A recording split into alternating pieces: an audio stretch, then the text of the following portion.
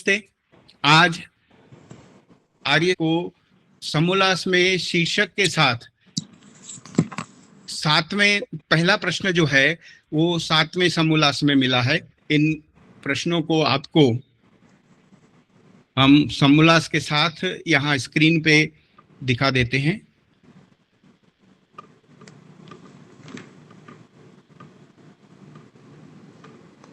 तो जो पहला प्रश्न था वो सातवें समोल्लास का है, सप्तम समोल्लास। उसकी चर्चा हमारी हो चुकी है, क्या पूछा गया और क्या स्वामी जी का उसमें उत्तर है। और जो दूसरा समोल्लास है, दूसरा प्रश्न है, वो आठवें समोल्लास से है, अष्टम समोल्लास से। इसका एक छोटा सा शीर्षक प्रश्न के नीचे लगा दिया गया है। तो जो आपको पीडीएफ आदि मिलेगा इसका प्रश्नों की सूची का बना हुआ, उसमें ऊपर समोल्लास की भी आपको एक बात लिखी मिलेगी। तीसरा प्रश्न जो हम अंत में कर पाए थे, जिसमें अगर ईश्वर के पास शरीर नहीं है तो ईश्वर ने वेदों का ज्ञान जीवों को कैसे दिया, वो प्रश्न उठाया गया था। और उसके उत्तर में जो जो स्वामी जी ने लिखा वो हम कल पढ़ समझ चुके थे। तो तीसरा प्रश्न जो है वो भी आपको फिर से, जैसे पहला प्रश्न आपको मिला था, सप्तम समोल्लास से मिला है। वेद विद्या का जो प्रश्न है वो भी सातवें समोल्लास से है। इसके उत्तर की भी हम चर्चा कर चुके हैं। चौथा और पांचवा प्रश्न आज हमने देखना है। जो चौथा प्रश्न है, उस चौथे प्रश्न में बड़ी अजीब सी और किसी भी सामान्य सोच के व्यक्ति के मन में बात आ जाए ऐसी उठाई गई है। ये चौथे प्रश्न के शीर्षक में पहुंच के आठवें समोल्लास से जो उठाया गया है चौथा प्रश्न, पूछने वाला क्या कहता है। देखिए, हमने एक बात आपको कही थी कि हम अपने पूरे जीवन में इतना सारा भौतिक काम करते हैं और भौतिक विषयों के विषय में सोचते रहते हैं। जितना भी हमारा व्यवहार होता साकार वस्तुओं से, साकार पदार्थों से होता, इसलिए निराकार के बारे में सोचना हमें बड़ा मुश्किल लगता है कि निराकार हो ही कैसे सकती है कोई चीज, ऐसा प्रतीत होता है। तो भौतिक भौतिक सोचते सोचते व्यक्ति कैसा हो जाता कि ईश्वर को भी भौतिक मानने लगता, ईश्वर को भी साकार मानने लगता, ईश्वर को भी अपने जैसा मानने लगता। तो उदाहरण क्या करता है, देखिए, प्रश्न करने वाला कहता है कि देखो, जो व्यक्ति साकार मानता है वो यह बात उठा रहा है। वो कहता है कि जैसे मनुष्य आदि के माँ बाप साकार हैं, उनका संतान भी साकार होता है। तो जो ये निराकार होते, जो ईश्वर निराकार होते, तो इनके लड़के भी निराकार होते। लड़के माने जो इंसान पैदा किए, जो पशु प्राणी पक्षी पैदा किए, जो जगत पैदा किया, वो तो साकार दिख रहे हैं, शरीर वाले दिख रहे हैं। तो साकार की संतान साकार होती है, इसलिए अगर संतान साकार दिख रही है तो वो भी साकार होने चाहिए, ऐसा तर्क देने का प्रयास हो रहा है। तो बता रहे हैं जैसे मनुष्य आदि के माँ बाप साकार हैं, उनका संतान भी साकार होता है। जो ये निराकार होते तो इनके लड़के भी निराकार होते। वैसे ही परमेश्वर निराकार हो तो उसका बनाया जगत भी निराकार होना चाहिए।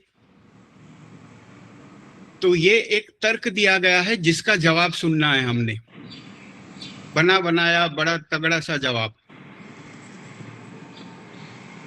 आध्यात्म की चर्चा में भी कैसे कभी कभी हास्य मिल जाता, बड़े तगड़े तर्क मिल जाते और व्यक्ति सोचने लगता कि ये क्या, कहां से बात कर दी। माँ बाप की बात कर रहा है, संतान की बात कर रहा है, और दुनिया को देख के, दुनिया में उसने देख लिया गाय का बच्चा गाय पैदा होता, आदमी का बच्चा इंसान का बच्चा पैदा होता, और साकार से साकार होता। तो कह दिया कि जगत साकार है तो इसके पिताजी परम पिता परमात्मा भी साकार होने चाहिए, शरीर वाले से शरीर पैदा होता, ऐसा तर्क मानता। तो ऋषि जी उसको क्या कहते, सुनिएगा। ऋषि कहते कि देखो, ये जो तुम्हारा प्रश्न है, यह तुम्हारा प्रश्न अविद्या के लड़के के समान है, क्योंकि उसने संतान उत्पत्ति की, माँ बाप की, बेटे बेटी की बात करी, तो ऋषि ने जवाब भी ऐसे शुरू किया कि ये जो तुमने सवाल किया ना, ये भी अविद्या का बच्चा है। माने इससे पता चल रहा है कि तुम अविद्या वाले हो, और सवाल भी अविद्या जैसा कर दिया, अज्ञान वाला सवाल कर दिया।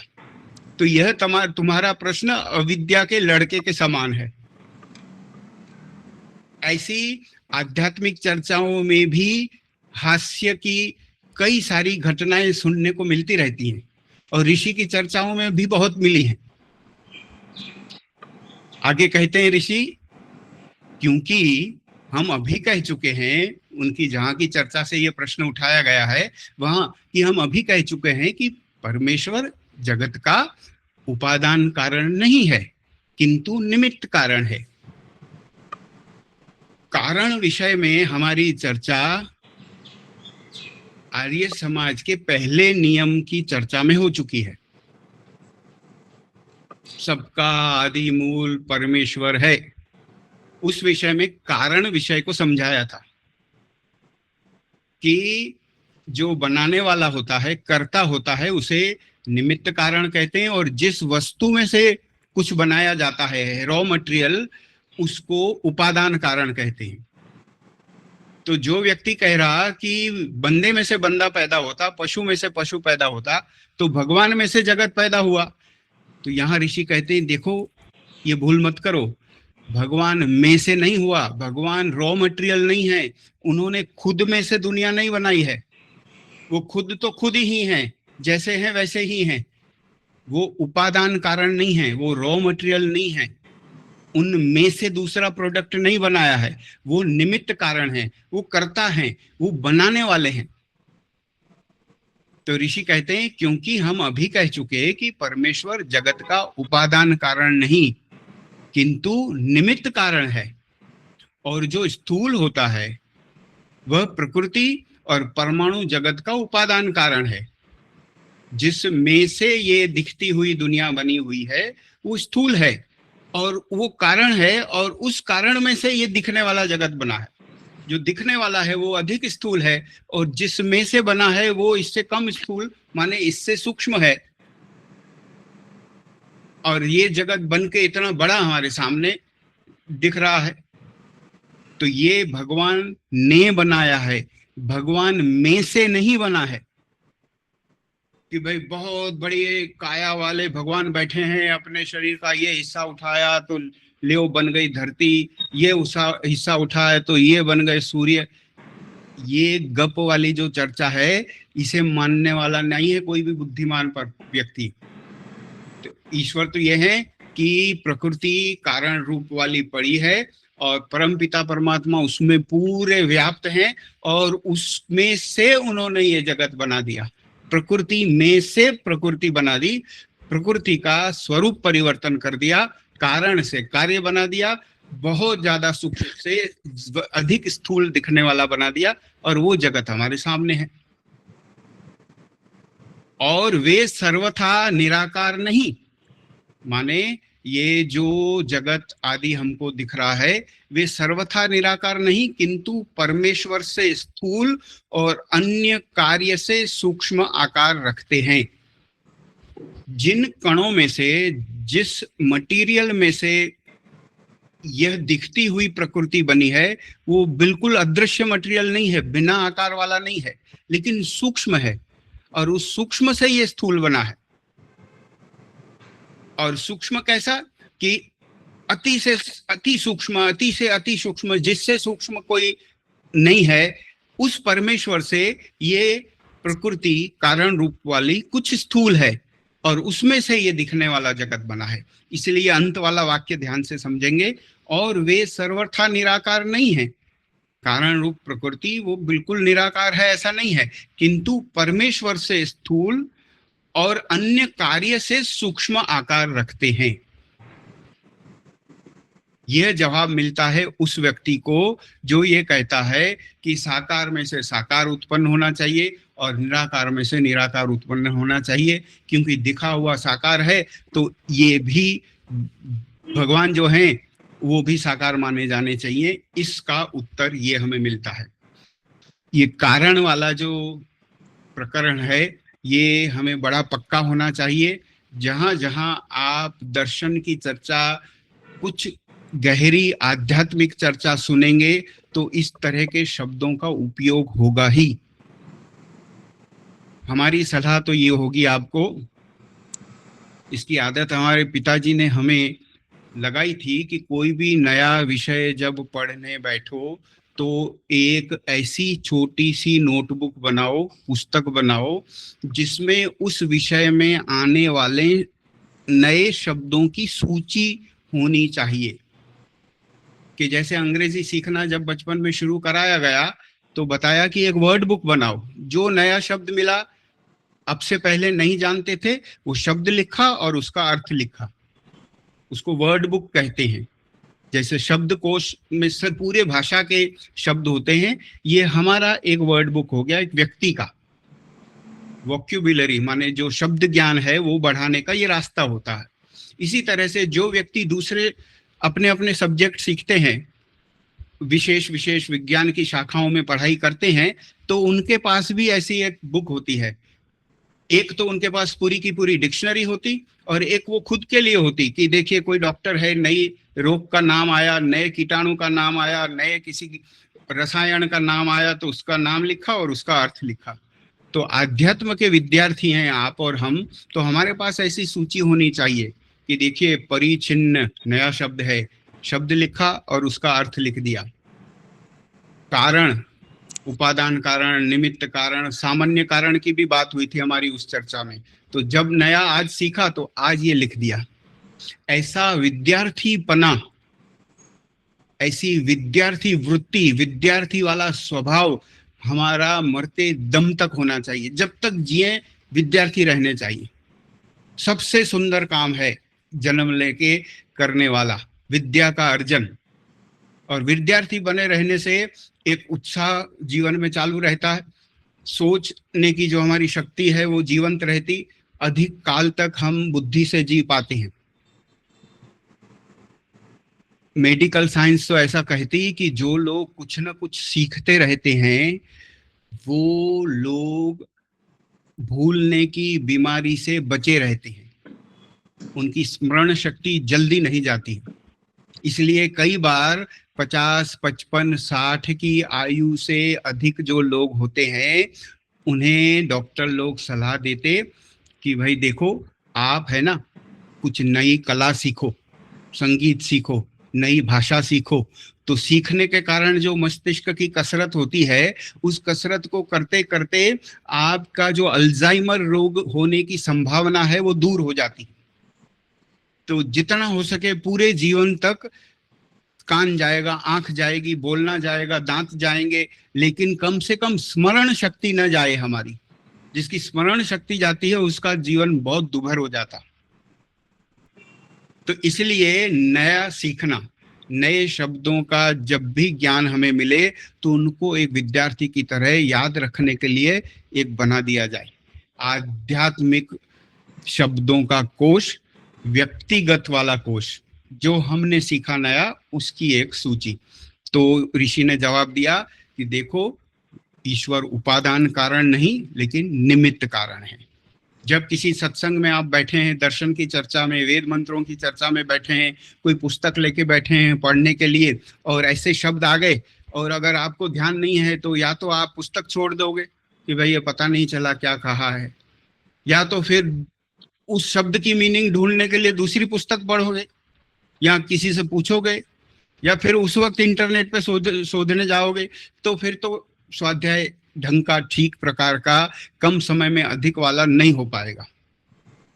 तो शब्दों का ज्ञान हमने अपना बनाना है। प्रश्न संख्या 4 का जवाब ऋषि ने ये दिया है।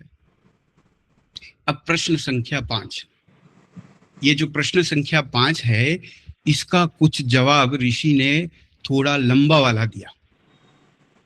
क्यों लंबा वाला दिया?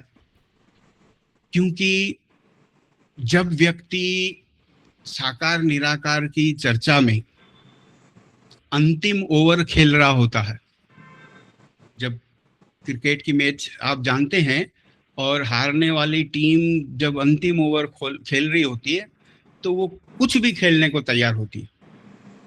फिर कुछ भी तर्क आते हैं, बड़े विचित्र से तर्क मिलते हैं कि भाई चलो ठीक है, आप कहते हैं निराकार है, हमने आपको इतने तर्क दिए साकार हैं, लेकिन बात नहीं बनी हमारी भी, हम प्रमाणित नहीं कर पाए कि ईश्वर साकार हैं। तो भला निराकार हों, निराकार हैं ऐसा मान लिया, लेकिन कुछ कारण होते हैं भैया। छोटे व्यक्ति, छोटे समझ वाले लोगों को उनको साकार मानना पड़ता है। क्यों मानना पड़ता है, उसके जवाब वो कई दिया करते हैं।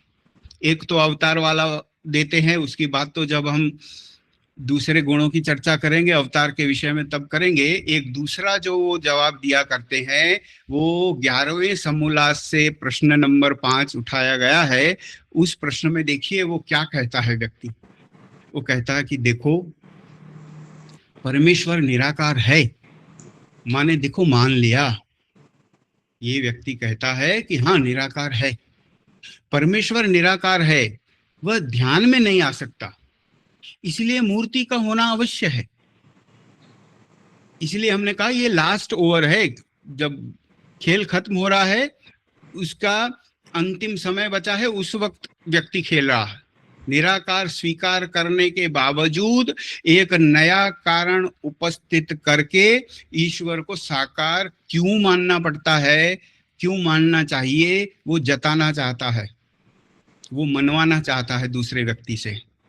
तो कहता परमेश्वर निराकार है, वह ध्यान में नहीं आ सकता, इसलिए मूर्ति का होना अवश्य है।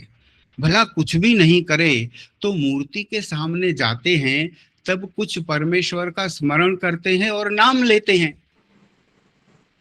माने इतना तो फायदा हो जाता।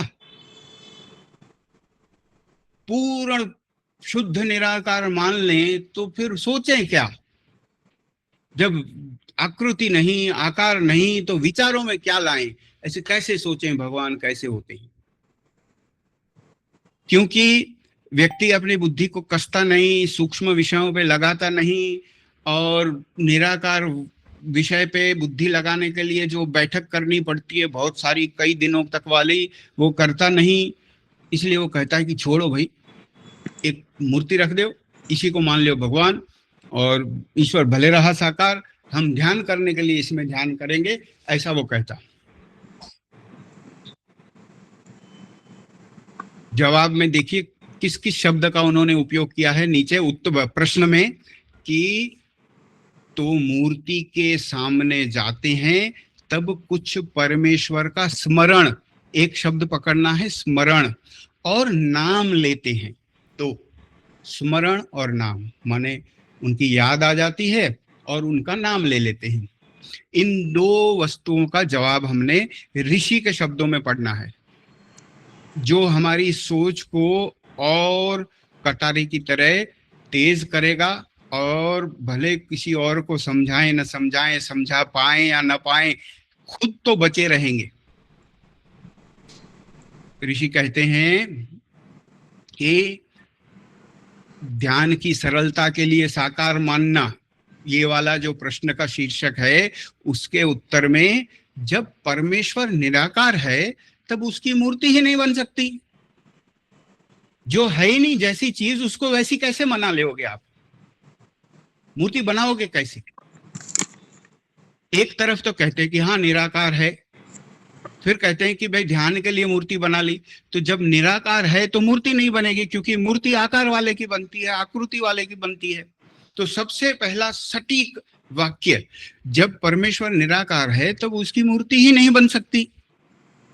सीधी सी बात है, बात तो यहीं खत्म हो जानी चाहिए। व्यक्ति को, प्रश्नकर्ता को तो यहीं उठ जाना चाहिए कि ठीक है साहब, ये बात बराबर है, ये तो झूठी बात हो जाएगी। ईश्वर जैसे हैं नहीं वैसा उनको सोचना। जब ईश्वर निराकार हैं तो मूर्ति नहीं बनेगी, मूर्ति नहीं बनेगी तो छोड़ो मूर्ति की बात। लेकिन नहीं, उन्होंने तो प्रश्न लंबा किया है, आगे भी काफी कुछ कहा है, इसलिए आगे उत्तर भी आता है। जो मूर्ति के देखने से परमेश्वर याद आवे, प्रश्नकर्ता को कहते हैं कि अगर तुम कहते हो कि मूर्ति को देखने से भगवान की याद आती है, तो परमेश्वर की बनाई पृथ्वी, जल, अग्नि, वनस्पति, पहाड़, परमेश्वर की बनाई पृथ्वी, जल, अग्नि, वनस्पति, पहाड़ आदि रचना युक्त महामूर्तियां। तुम तो एक छोटी मूर्ति की बात कर रहे हो, हम महामूर्तियों की इसमें सूची बता रहे हैं, आपको उदाहरण दे रहे हैं कि उनकी बनाई हुई महामूर्तियां, कि जिन पहाड़ आदि से ये मनुष्य कृत मूर्तियां बनी है, कि जिन मूर्तियों की तुम बात करते हो ये खुद मूर्तियां उस पहाड़ से जो मिट्टी पत्थर हुआ उसमें से बनी हुई हैं। मतलब इससे भी बड़ी मूर्तियों की बात कर रहे हैं, उदाहरण दे रहे हैं। देखकर, इन बड़ी महामूर्तियों को देखकर परमेश्वर याद क्या नहीं आ सकता? कई बार प्रश्न करने वाले को दिमाग खुलने के लिए उसका प्रति प्रश्न किया जाता है।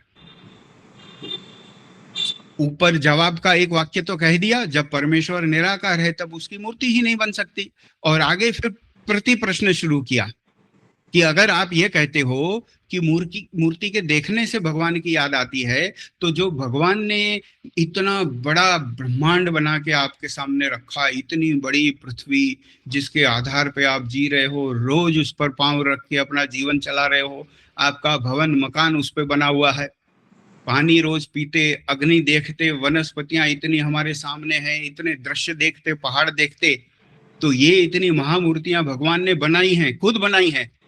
वो वाली मूर्ति तो कोई बंदा बना के देता आपको, ये तो ईश्वर की बनाई है। और ऐसी बात है कि जिन पहाड़ों की हम बात करें उन पहाड़ों से ये मूर्तियां बनती है, छोटी वाली जो आप कहते, तो इन सब महामूर्तियों को देखकर भगवान क्यों नहीं याद आ सकता?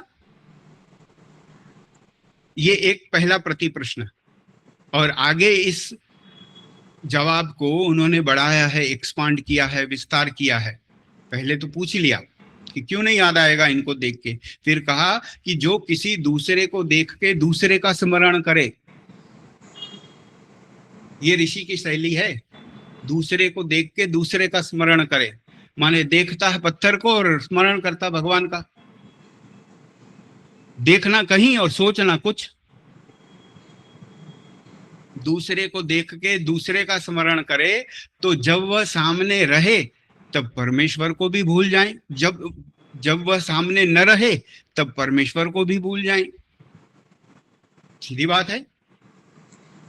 जब आप कहते हैं कि ये साकार मूर्ति मेरे सामने रहती तो मुझे भगवान याद आते, खुद ही कह रहा है, प्रश्न कहने वाले की भाषा यही है, हम नहीं कह रहे, उस पर आरोप नहीं लगा रहे, प्रश्न करने वाला कहता। और ऐसे कई लोग मिलेंगे आपको जो कहते हैं कि भाई देखो मूर्ति जरूरी है, हम बच्चे हैं, मनुष्य छोटा व्यक्ति है, बुद्धि कम है, तो उसको भगवान की याद दिलाने के लिए मूर्ति चाहिए होती है। तो वो खुद कह रहा है कि याद दिलाने के लिए, स्मरण करने के लिए, ध्यान करने के लिए मूर्ति चाहिए होती है। माने जब मूर्ति सामने नहीं होगी तो ध्यान भी नहीं होगा, याद भी नहीं होगी, न स्मरण न नाम। तो जब वह सामने न रहे तब परमेश्वर को भी भूल जाएं, और जब परमेश्वर को मनुष्य भूल जाता है तभी वह एकांत पाकर अन्याय कर लेता है कि यहां मुझको कोई नहीं देखता। और ये मनोविज्ञान है बहुत बड़ा, और ऐसा मनोविज्ञान है जिसका प्रमाण सिर्फ ईमानदार व्यक्ति ही आपको दे सकता है, बाकी लोग स्वीकारेंगे नहीं। वो कहेंगे कि देखो मूर्ति के सामने जब मैं होता हूं तो भी भगवान का ध्यान होता है, और मूर्ति नहीं होती तो भी मैं भूलता नहीं हूं, मुझे याद होता है। ये कहने वाली बात है। लेकिन जिसने ईश्वर को माना ही उस 2 इंच बाय 4 इंच में है, या 1 फुट बाय 2 फुट में है, या जो भी उसकी आकृति आकार साइज है, खुद कहता है मूर्ति माने साकार। तो जब माना ही उतने में भगवान है, उसमें भगवान है, तो जब वो सामने नहीं होगी तो भगवान भी भूलेगा, ध्यान भी नहीं होगा, याद भी नहीं होगा। तो जब ईश्वर याद नहीं होगा तो एकांत होगा, नहीं देख रहे, और नहीं देख रहे तो एकांत पाकर व्यक्ति अन्याय कर लेता, ये सोच के कि यहां मुझको कोई नहीं देखता। इसका मतलब जो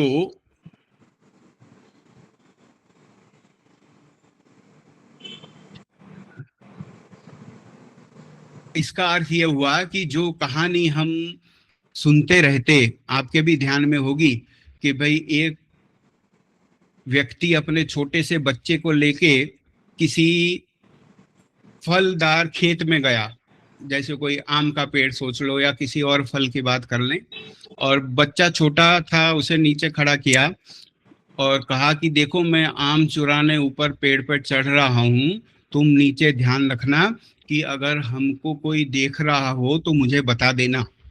ये बहुत प्रचलित कहानी है, आप सबने सुन रखी है। तो अचानक जब वो आम की चोरी ऊपर चल रही थी तो बच्चा कहता है कि पिताजी देख रहा है, कोई देख रहा है। और पिताजी झट से कूद के नीचे आए, बोले कि कौन देख रहा है? बोले हमें मास्टर जी स्कूल में बताते हैं कि जब कोई देखे या न देखे ईश्वर देखता है। तो मुझे याद आ गया, तो इसलिए मैंने आपको कहा कि उतर आओ, ईश्वर देख रहा, भगवान देख रहा। तो ये वो वाली बात है। अब ये कौन स्वीकारेगा? कोई ईमानदार मूर्ति पूजक होगा, बड़ा सच्चा पक्का, वो अपने मन को खंगालेगा, खोलेगा। वो सोचेगा कि कहीं ऐसा होता है कि जब मैं जिस साकार मूर्ति को ईश्वर मानता हूँ वो मेरे आसपास सामने ना हो तो मेरे विचार कुछ ढीले होते हैं, मेरा कर्म ढीला होता है, और मैं कभी गलत काम भी कर लेता, झूठ भी बोल लेता, पापाचार भी कर लेता, या जो नहीं करना है वो कर लेता। अगर वो पक्का खुला बोलने वाला स्पष्ट वक्ता व्यक्ति कोई मिल जाए आपको, हमको, तो कह देगा कि हाँ मुझे ऐसा लगता है कि जब वो नहीं होते तो मैं कम डरता हूं, कि जब सामने मूर्ति है तो कहते हैं देखो इस तरफ बैठ के ऐसा मत करो, ऐसे बैठ लो। तो व्यवहार तो यही बता रहा है कि उसमें भगवान माना, और जब वो सामने नहीं है तो वहां भगवान नहीं माना।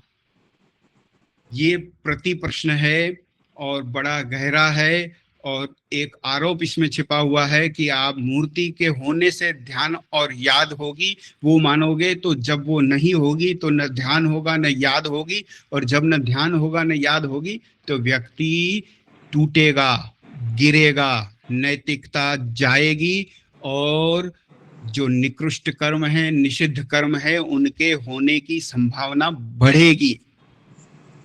एक तरह से निराकार मानने से व्यक्ति की आस्तिकता मजबूत होती है और वो अधिक धर्मात्मा बन सकता है, इसकी संभावना बढ़ जाती जीवन में। इसी बात को आगे बढ़ाते कहते हैं कि अगर जो मूर्ति को न मान परमेश्वर को व्यापक माने, जो व्यक्ति साकार न मानता हो, निराकार मानता हो, और मूर्ति को न माने, मूर्ति को न मान परमेश्वर को व्यापक माने, तो वह उसके डर से कि मुझको परमेश्वर देखता है पाप न करे। निराकार व्यक्ति व्यापकता कभी नहीं भूलता। जो निराकार मानने वाला व्यक्ति, ईश्वर को निराकार मानने वाला व्यक्ति सर्वव्यापकता का गुण कभी नहीं भूलेगा। जब भी उसके विचार चलते रहेंगे, ईश्वर की कोई भी बात आएगी, उसे लगेगा ये रहे ये रहे ये रहे ये रहे, सब जगह है, अभी मुझे देख भी रहे हैं, सुन भी रहे हैं, उनसे कुछ नहीं छुपा है, कुछ भी नहीं छुपा है। तो वो कर्म से तो क्या, मन से भी गलत काम करने से बचेगा।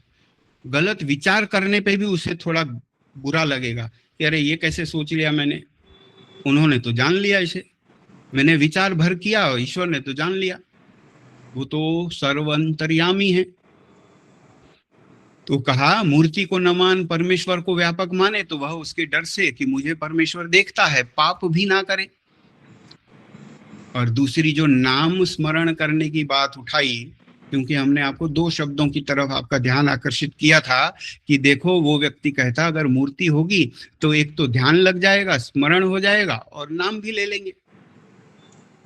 तो अब नाम का जवाब आ रहा है, बड़ा तीखा सा, बहुत याद रखने वाला। नाम स्मरण से कुछ भी नहीं होता। प्रणव ध्वनि तो आप और हम भी करते हैं, लेकिन ये कहते हैं नाम स्मरण से कुछ भी नहीं होता। नाम स्मरण किसको कहा जाए कि एक नाम लिया और उसको बोलते गए बोलते गए बोलते गए बोलते गए, उसे नाम स्मरण कहते हैं ना। न अर्थ की याद, न उसका कोई तात्पर्य समझना, बस किसी का नाम है और बोलते जाना। नाम स्मरण से कुछ भी नहीं होता। जैसा कि मिश्री कहने से मुख मीठा नहीं होता, मुख न मीठा, और नीम कहने से कड़वा नहीं होता। उदाहरण है, किसी वस्तु को बोलते रहो तो उसके गुण कर्म स्वभाव हमें अनुभूत नहीं हो जाएंगे। मिश्री कहने से मुख न मीठा, नीम कहने से कड़वा नहीं होता, किंतु उनको जीभ से चाखने से मीठा व कड़वा होता है।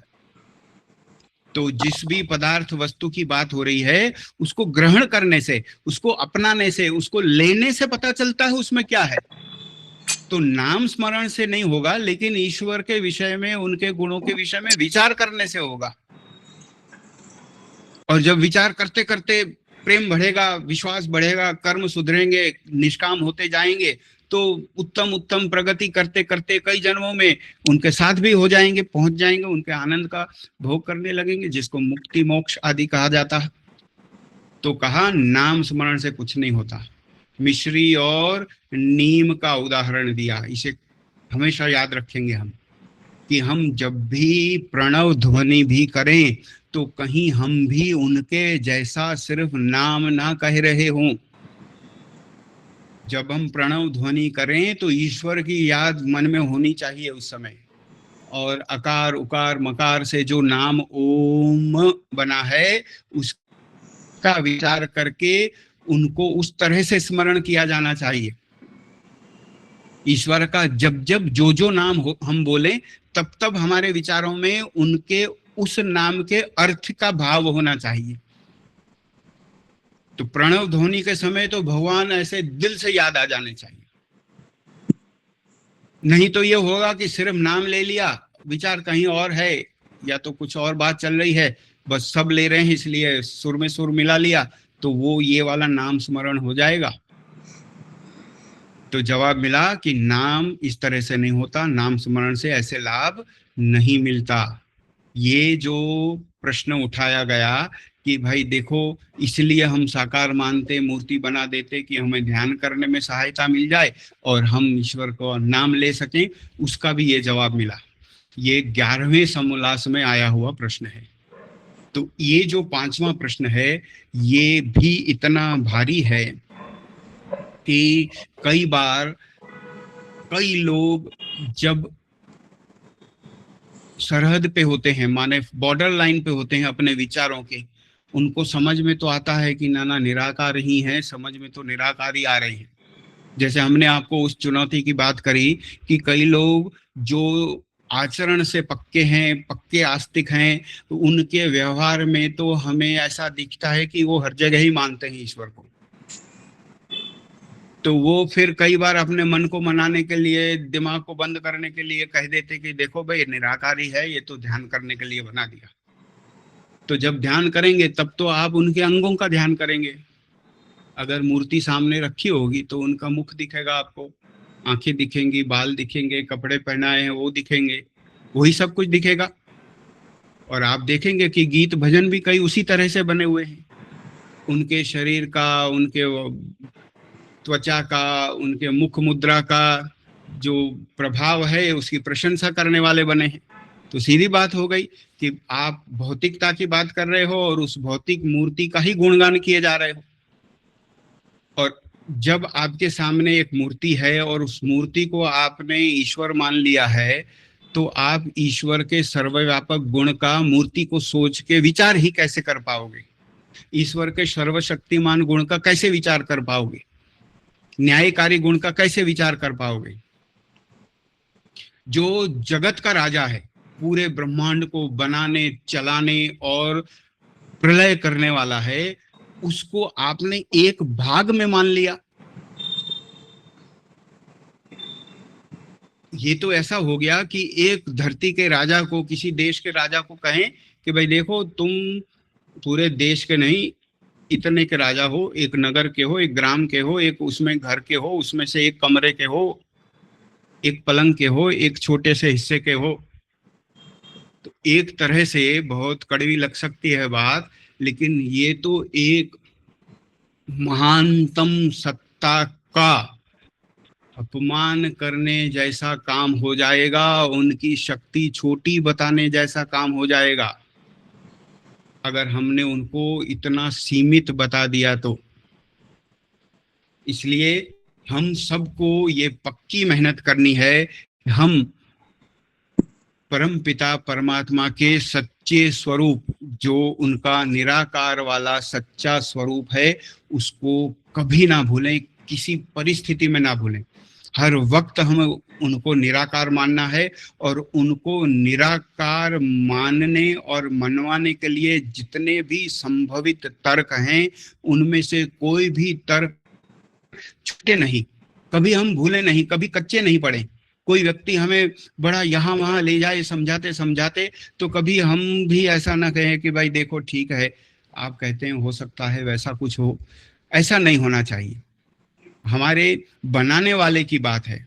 हम अपने पिताजी अपने दादाजी के सामने कुछ नहीं सुन लेते और कुछ ऐसा वैसा स्वीकार नहीं करते, तो ये तो सबको बनाने की बात है। जो हमको पैदा करने वाला है, हमारा पालक है, परम पिता है, उनके स्वरूप की बात है। तो उनका स्वरूप हमें पक्का पक्का जानना है, जो निराकार वाला स्वरूप है। आर्य समाजी व्यक्ति की मुख्य पहचान मूर्ति पूजा नहीं करने से होती है। कोई व्यक्ति आर्य समाज को अगर बाहर से जानता है, तो मेरे हिसाब से दो ही उसकी पहचान होती है, उसके समाज की और उसकी। आर्य समाज की कहीं भी बात चलाओ आप, ये चेक करके देख लेना आप। तो आर्य समाज की एक पहचान मिलती है कि अच्छा वहाँ जहाँ शादियाँ होती हैं, वो एक पहचान हमारी संस्था की मुख्य से मुख्य पहचान यही बची है।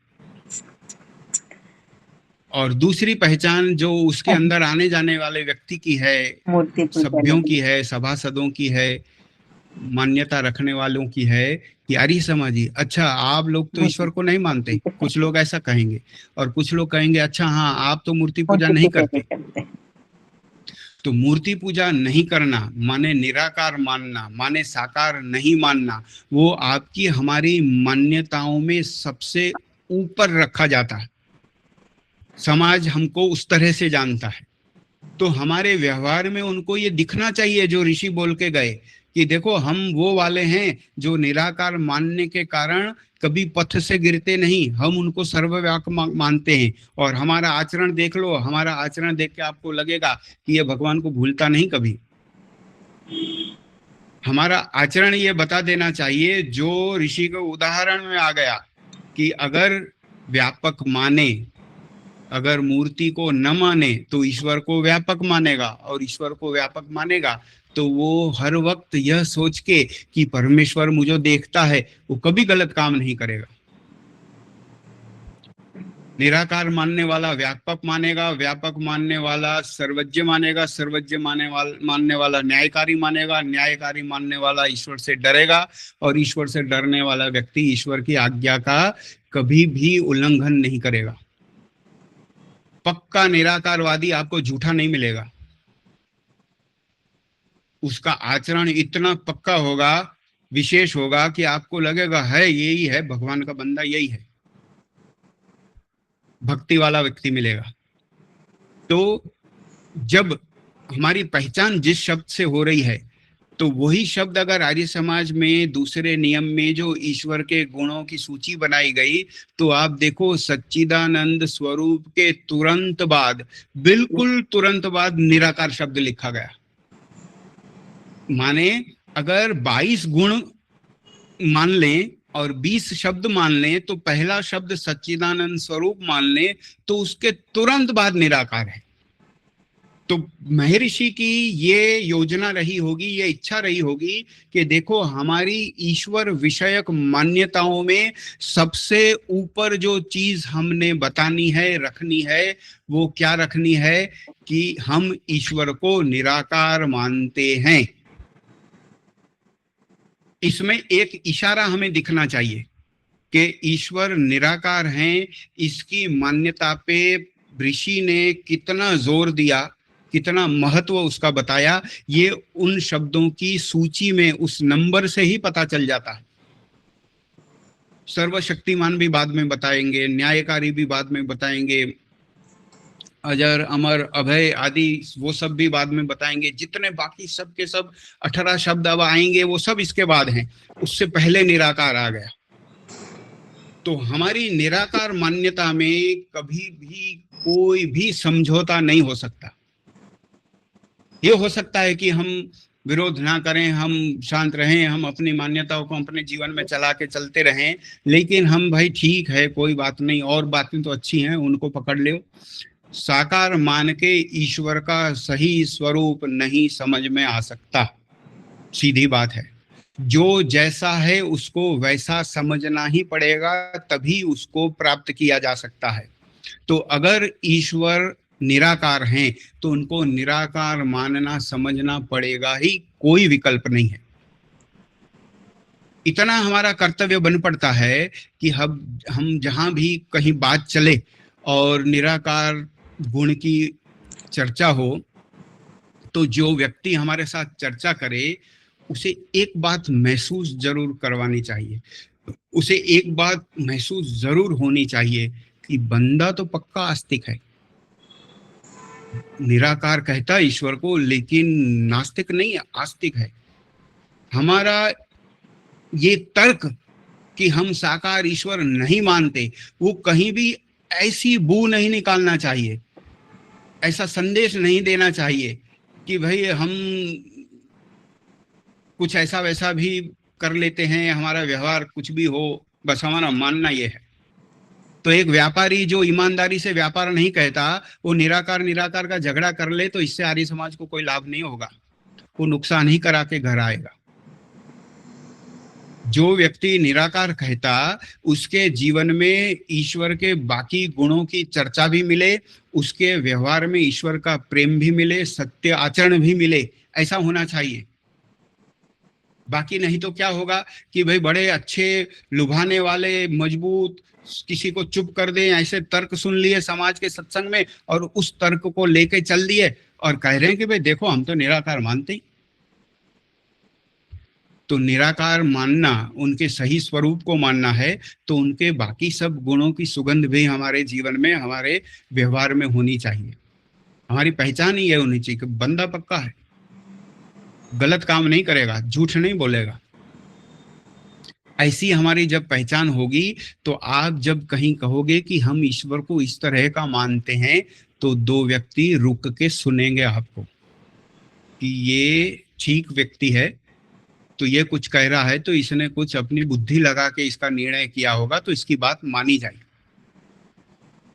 मूर्ति पूजा के विषय में चर्चा करते हुए, बात करते हुए, हम अगर मूर्ति पूजा हम नहीं करते ऐसा कहें तो हम क्या करते हैं उसकी भी तो बात करनी पड़ेगी। कोई व्यक्ति मूर्ति पूजा ईश्वर पूजा नहीं है ऐसा कहने लगे, समझाने लगे, तो ईश्वर पूजा क्या है ये भी तो उसको कहना पड़ेगा।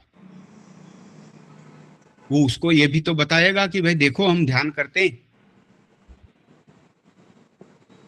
अगर नए घर में आर्य समाजी के नया अतिथि आए और जो अतिथि आया वो कहे कि भाई आपने नया घर तो बढ़िया बना लिया, इसमें पूजा घर कहाँ है? फिर वो कहेगा हाँ हाँ आप तो पूजा नहीं करते ना, आप तो ईश्वर को साकार नहीं मानते। तो उसको जवाब मिलना चाहिए, वो घर में जगह भी मिलनी चाहिए, भाई देखो ये है वो जगह जहां हम अग्निहोत्र करते और ये है वो जगह जहां हम संध्या करते। तो पूजा घर नहीं है ऐसा संदेश नहीं जाना चाहिए, बिल्कुल है। हवनशाला भले अलग से ना हो लेकिन हवन यहाँ होता और बैठ के ध्यान यहाँ होता, तब वो व्यक्ति कहेगा कि हाँ ये बात बोलना इनके लिए गलत है कि ये मानते नहीं ईश्वर को। इनकी ये मान्यता है कि ईश्वर को निराकार मानते हैं और भौतिक कार्यों से पूजा नहीं होती, ध्यान से ईश्वर की उपासना होती है, ये मानते हैं। और ईश्वर की आज्ञा मानने से ईश्वर का प्रेम मिलता है, ऐसा ये लोग मानते हैं। ऐसा हमारे वर्तन से, व्यवहार से, आचरण से संदेश जाना चाहिए, समाज को पता लगना चाहिए। सिर्फ हमारे तर्क यहाँ जाएं और लोग सुनते रहेंगे, हाँ ठीक है कहते रहेंगे, तो ये नहीं चलेगा। जितना नाम ऋषि के बाद आर्य समाज ने स्वतंत्रता संग्राम के समय कमाया, उसके बाद भी रहा, वो मुख्यतः आचरण से कमाया था। और उस आचरण के कारण लोग मिसालें देते थे कि देखो इसने कहा है इसलिए ये झूठ नहीं हो सकता। तो ईश्वर के निराकार गुण की चर्चा जो आज हमने चौथे भाग तक ले आकर पूरी करी है, इसमें हम जो लोग आज अगर नए जुड़े हैं इस सत्र में, या जब ये वीडियो YouTube के माध्यम से उपलब्ध कराया जाएगा उसमें, तो उन सबको ये निवेदन करेंगे कि पहले के भाग भी आप देखेंगे तो आपको पूरी चर्चा का सार बहुत अच्छी तरह से समझ में आएगा। और आर्य समाज के नियमों का हार्द समझने के लिए ये जो पूरी श्रृंखला है आर्य समाज के नियमों की चर्चा के ऊपर, उस पूरी श्रृंखला को आप पहले से देखेंगे तो आपको नियमों का सार भी, उसकी मीमांसा भी बहुत अच्छी तरह से पता चल जाएगी। तो हम यहाँ पर ईश्वर के निराकार गुण की चर्चा को विराम देते हैं। आगे आर्य समाज के दूसरे नियम में जो सूची है परमपिता परमात्मा के गुणों की, नामों की, उसके अनुसार हम अपनी चर्चा को आगे बढ़ाएंगे। हम बहन दीपालिका पंचाल जी जो अपने YouTube पर इस वीडियो को उपलब्ध कराती हैं, उनका भी धन्यवाद मानते हैं। आप सब जो इसका आयोजन करते हैं उनका धन्यवाद मानते हैं। दर्शकों वाचकों को यह video let's go philosophical channel पर भी उपलब्ध आपको मिलेगा, यह भी आपको सूचना देते हैं। तो इसी के साथ मैं आप सबका धन्यवाद मानते हुए आज हम अपने इस सत्र को पूरे करते हुए मैं अपनी वाणी को विराम देता हूँ। धन्यवाद। ओम शांति। नमस्ते। बहुत बहुत धन्यवाद। धन्यवाद। धन्यवाद। बहुत बहुत धन्यवाद। आपने तो एक बढ़िया एक स्टूडियो बना दिया है और ये स्क्रीन पर आप दिखा रहे हो पूर्व तैयारी कितनी है, आपको कितना सच धज के मतलब व्यवस्थित आयोजन आगे बढ़ रहा है। बहुत बहुत धन्यवाद। आप समय बुद्धि सब कुछ लगा रहे हैं हम सबके लिए। धन्यवाद। जी जी धन्यवाद। जब जो काम उठाया हो, तो जैसे ऋषि के अनुयायी हैं, जिन पिताजी से जो भी शिक्षा मिली है, गुरुओं से मिली है कि भाई काम करना है तो ढंग से लग के करना है। और वैसे तो हर व्यक्ति को एक आयु के बाद विद्या के अर्जन और विद्या के पढ़ाने में पूरी तरह से लग जाना चाहिए। तो यही वो काम है, पढ़ना और पढ़ाना। और आप सब ने जो ये प्लेटफॉर्म बना रखा है, इस कारण से ये अवसर मिलता है कि ऐसी नियम से श्रृंखला बनती है। आज 11वां प्रवचन तक पहुंच गया है कि आर्य समाज के नियमों पर इस तरह से एक विषय पर चलते आ रहे हैं। सुनने वाले होते हैं तभी तो विषय बनता है। इस तरह की सभाएं होती हैं, जब सुनने वाला ही ना होगा तो फिर कैसे होगा। तो ये श्रेय आप सबको भी जाता है। बिल्कुल, आने वाले सभी श्रोता जन है उसका विशेष आभार है, कृतज्ञता है। आज हमें हमारे एक मित्र कह रहे थे, वो पहले समझे कि सिर्फ ये सप्ताह में एक बार होता है। तो हमने उनको कहा कि भाई हमारा आज थोड़ा दिनचर्या अलग है, हमें फिर से आज उसमें जुड़ना है। तो पूछने लगे कि अरे रोज होता है क्या? मैंने कहा ये रोज होता है और कई सालों से होता है। तो वैदिक प्रज्ञा व्याख्यान माला एक बड़ा विशेष उपक्रम है, बहुत सराहनीय प्रयास है कि रोज व्यक्ति 1 घंटा निकालता है आध्यात्म के लिए, ईश्वर के लिए, विद्या अर्जन के लिए, ज्ञान बढ़ाने के लिए। तो ये बहुत बढ़िया चीज है और उसकी सामग्री फिर YouTube पे उपलब्ध भी करवाता है। कई सालों से आप देखिए वीडियो चढ़े हुए हैं, सबके सब उपलब्ध हैं। जिसको भी चाहिए उस चैनल का लाभ ले सकते हैं। प्रतिदिन हमारा एक टारगेट होता है, ये बुलाना है, ये विषय देना है। इस प्रकार से पूरा का पूरा एक नई एनर्जी, नई आयु हमें मिलती है, उत्साह मिलता है। बहुत अच्छे, बहुत अच्छे, बहुत अच्छे, बढ़िया आरोग्य है। को भी ध्यान में रखते हुए आयुर्वेद वैद्य भी आते हैं, वो भी हाँ हमने देखा है। हाँ जी। वैद्य मेडिकल सब्जेक्ट पे भी हमने सेशन देखा है। जी जी हाँ, कल भी एक हमारे श्रद्धा जी अहमदाबाद के हैं। कल अच्छा। वो घुटन के विषय में बोलेंगे, घुटन का जो ऑपरेशन अच्छा, करवाना अच्छा, पड़ता है अच्छा। वो नहीं करवाना हाँ, पड़े, हाँ, आयुर्वेद हाँ, की हाँ। दृष्टि से क्या हो सकता है, क्या चल रहा है, उस विषय बहुत से अच्छे, बहुत अच्छे। लेकर लगभग कल आएंगे। ओके, बढ़िया है, बढ़िया है, बहुत अच्छे। जी शंकर जी, आप शांति जी, पाठ दे आपका दो। बहुत बहुत धन्यवाद। बहुत बहुत धन्यवाद। आवाज आ रही मनी जी? जी बिल्कुल आ रही। एक शब्द पर 4-5 दिन जो है क्लास हम लोगों ने लिया। एक बहुत अच्छा सा